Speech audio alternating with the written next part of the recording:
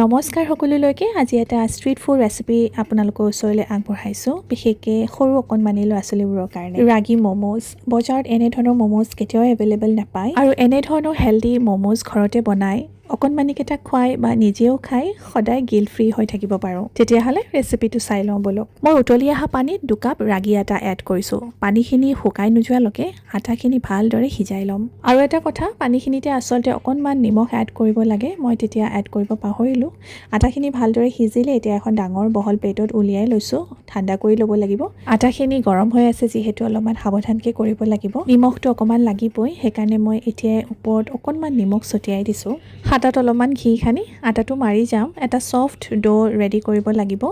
অলপ গৰমে কৰিব লাগিব নহ'লে একেবাৰে যদি ঠাণ্ডা হৈ যায় ডোটো টান হৈ যাব আৰু আটাটো বেলোতে ফাটি যোৱা চান্স থাকে এটা সফট ডো ৰেডি হৈ গ'ল মোৰ ওপৰত অলপমান ঘি খানি প্ৰায় 10 পৰা 15 মিনিটলৈকে ৰেষ্টত ৰাখিম এতিয়া যে মোৰ একেবাৰে ফুল টাইম কুকিং জব কিয় জানেনে কাৰণ মোৰ ল'ৰাটোৰ হৈছে সামাৰ ভেকেশ্যন আৰু ৰাতিপুৱাই শুই উঠিয়ে তাৰ ডিমাণ্ডছবোৰ আৰম্ভ হৈ যায় মামা আজি ম'ম' বনাই দিয়া মামা আজি ৰোল বনাই দিয়া মামা আজি পাস্তা বনাই দিয়া আৰু হয়ো দিয়কচোন দিনটো ঘৰতে থাকি যেতিয়া ইটো সিটো কিবা এটা খাই থাকিবলৈতো মন যাবই আৰু ঘৰতে এনেদৰে যদি হেল্ডি কিবা এটা তেওঁলোকক খুৱাব পাৰোঁ মাক হিচাপে নিজৰ ভাল নালাগে জানো এতিয়া নেক্সট ষ্টেপটোলৈ যাওঁ আহক মই 100 গ্ৰাম পনীৰ আৰু কোমলীয়া কৰ্ণ যিটো এতিয়া মাৰ্কেটত একেবাৰে এভেইলেবল ভালদৰে গ্ৰেট কৰি ল'লোঁ আপোনালোকে নিজৰ বাচ্চাটোৰ চইচ মতে ভেজিটেবলছ ইউজ কৰিব পাৰে এতিয়া মই এড কৰিছোঁ 3 চামুচ চীজ জোখমতে নিমখ আৰু ব্লেক পেপাৰ মোৰ বাচ্চাটোৱে বেছি স্পাইচি ভাল নাপায় সেইকাৰণে মই একেবাৰে চিম্পল ৰাখিছোঁ আপোনালোকে যদি বিচাৰে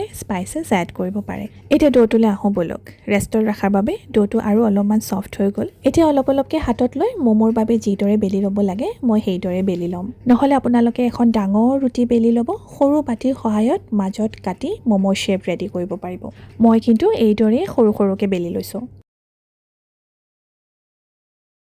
এখন বেলিলেতো নহ'ব লৰালৰিকৈ কেইবাখনো বেলি ল'লোঁ কাৰণ অকল ল'ৰাটোৱেতো নাখায় তাৰ নাম লৈ আমিওতো খাম এতিয়া আহিছোঁ টাফ ষ্টেপটোলৈ ম'মৰ শ্বেপ দিয়া আগতে ময়ো বৰ দিগদাৰী পাইছিলোঁ কিন্তু আজি যিটো শ্বেপ মই আপোনালোকৰ ওচৰলৈ আগবঢ়াইছোঁ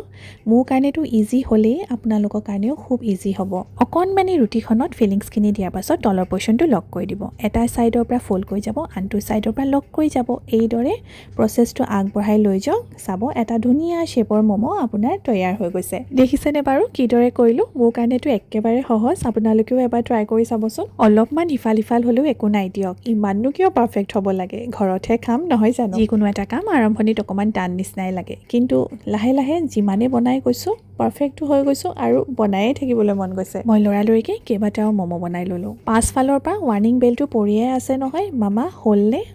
হ'লনে 10 বাৰমান পাকঘৰত আহি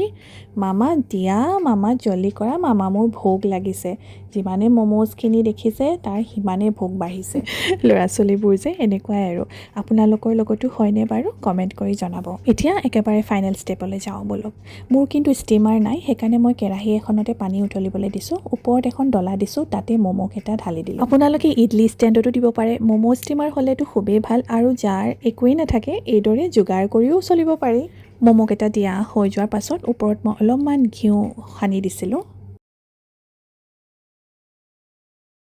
10 to 15 মিনিটছ লাগিব ষ্টিম হ'বলৈ কাৰণে বৰ এটা সময়ো নলয় কাৰণ আটাখিনি অলৰেডি সিজাই লৈছোঁ যিহেতু মোৰ ম'ম'কেইটা হৈ গ'ল ৰেডি দেখিছেনে এতিয়া ওপৰত আকৌ এবাৰ ঘি ব্ৰাছ কৰি দিছোঁ মাত্ৰ এটাই কথা মনত ৰাখিব এইবিধ ম'ম' যাতে একেবাৰে